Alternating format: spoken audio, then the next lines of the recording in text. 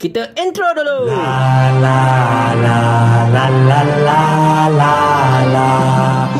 Kalaulah Hang Tuah masih ada pada zaman kita ketika ini, tuan-tuan dan puan-puan sekalian, rasa-rasanya orang macam Syahril Hamdan ni dah lama kena piat telinga dia sampai panjang sebelah. Assalamualaikum warahmatullahi. Luka Malaysia kalah dengan Jordan 4-0 masih lagi sangat-sangat terasa.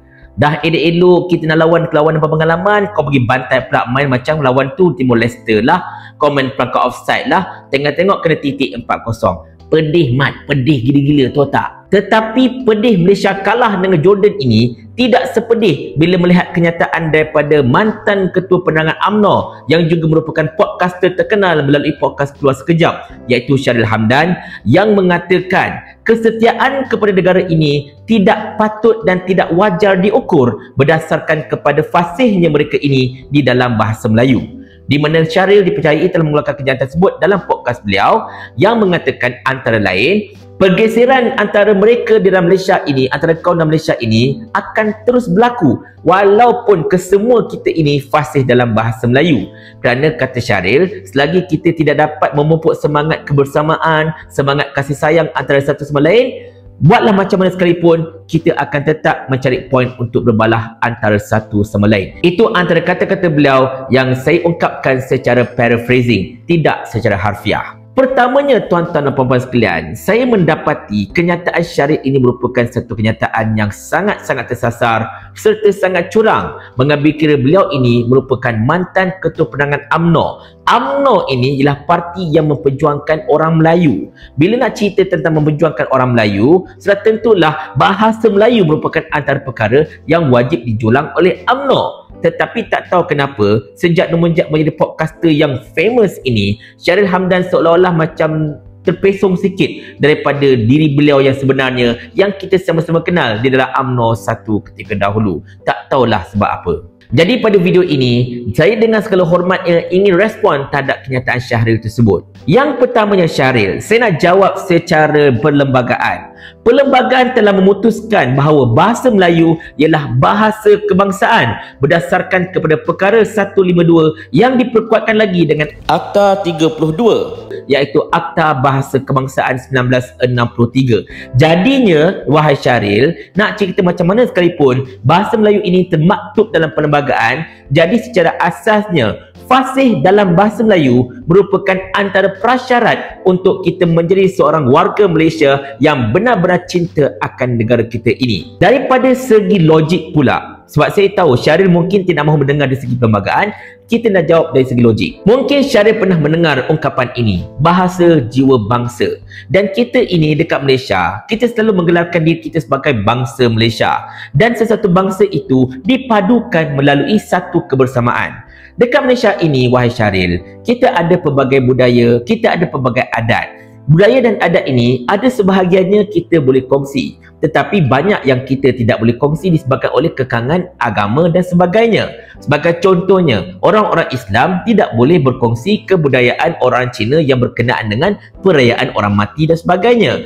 Begitu juga orang-orang India tidak boleh berkongsi tentang amalan korban yang dilakukan oleh orang Islam setiap kali Ailadha. Jadi kita boleh berkongsi sebahagian perkara, tetapi tidak boleh berkongsi sebahagian perkara bila ianya berkaitan dengan budaya dan juga adat. Tetapi ada satu perkara yang kita seluruh rakyat Malaysia ini boleh berkongsi, iaitulah bahasa.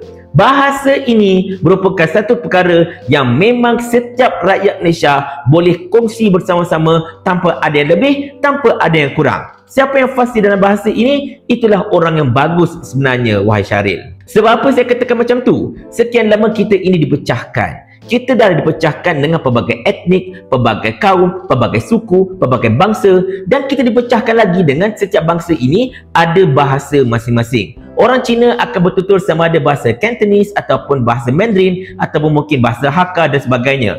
Orang India pula, majoriti dekat negara kita ini bertutur dalam bahasa Tamil. Belum kita bercerita tentang suku kaum yang berada dekat Sabah Sarawak, orang-orang asli dan pelbagai lagi, di mana mereka ini masing-masing mempunyai bahasa mereka yang tersendiri.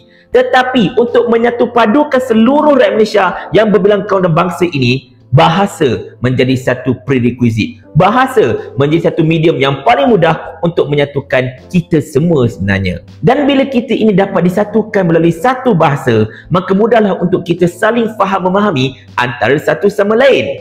Sebab bila kita memahami antara satu sama lain, kita mudah untuk mengetahui, oh bangsa ini macam ni, oh bangsa itu macam tu. Kita belajar mengenali. Macam contoh mudahlah Syaril, kita nak kenal seorang awet kan, nak kenal seorang perempuan lah, kita nak ngorat dia sebagainya. Tapi anda kata kalau kita tidak berkomunikasi dengan perempuan itu, ataupun kita bercakap bahasa kita, dia juga cakap bahasa dia, kita tak cakap satu bahasa in common dengan dia yang membolehkan dia faham kita, kita faham dia, macam mana kita nak kenal? Macam mana kita nak bermesra dengan dia? Tak kenal maka tak cinta. Macam mana nak kenal kalau bahasa pun kita tak boleh tuturkan bersama-sama? Ini dari segi logik akal berkenaan dengan Malaysia ini, wahai Syaril. Maka bila anda nak kata bahasa itu bukan satu prasyarat sebenarnya untuk mengukur kesetiaan terhadap negara, anda silap besar. Sebab orang yang setia akan negara ini, orang setia akan Malaysia ini, mereka akan bertutur dalam bahasa Melayu. Mereka akan menjulang bahasa Melayu. Macam saya katakan, bahasa Melayu ialah bahasa kebangsaan yang termaktub dalam perlembagaan. Oleh kerana itu, belajar bahasa Melayu dan fasih bahasa Melayu merupakan antara prasyarat. Sebab dalam rukun negara pun, kita ada salah satu fasal yang menyebut tentang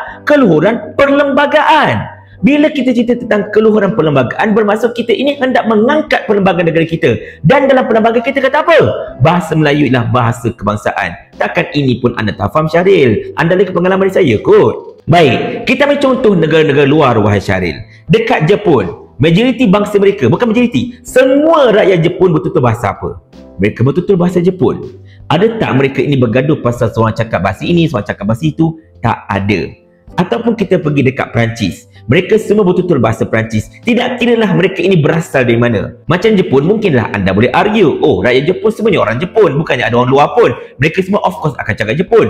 Baik, betul. Tetapi dekat Perancis, semua rakyat Perancis itu bangsa Perancis ke? Ada yang berbangsa orang putih, ada yang datang daripada Afrika, ada yang merupakan pelarian daripada negara-negara Arab, macam contohnya daripada Maghribi dan sebagainya, ada yang datang daripada negara-negara luar. Mereka ini semua menjadi rakyat Perancis dan mereka fasih berbahasa Perancis. Mereka tidak pernah mengeluh, oh aku nak cakap bahasa Sudan, oh aku nak cakap bahasa Arab. Tak, mereka akan belajar bahasa Perancis dan mereka akan kuasai bahasa Perancis dan mereka akan menjulang bahasa Perancis sebab bahasa Perancis ialah bahasa kebangsaan mereka. Dan Perancis merupakan antara negara yang maju dekat dunia ini, wahai Syaril. Ataupun kalau kita tengok lebih dekat, kita tengok jiran kita Indonesia. Indonesia ini bukan sekadar mereka ini menjulang bahasa Indonesia, bukan sekadar rakyat Indonesia yang pelbagai kaum, pelbagai bangsa, pelbagai agama ini semuanya bertutur dalam bahasa Indonesia. Ya betul, orang Jawa ada bahasa Jawa, orang Madura ada bahasa Madura, orang Aceh ada bahasa Acehnya.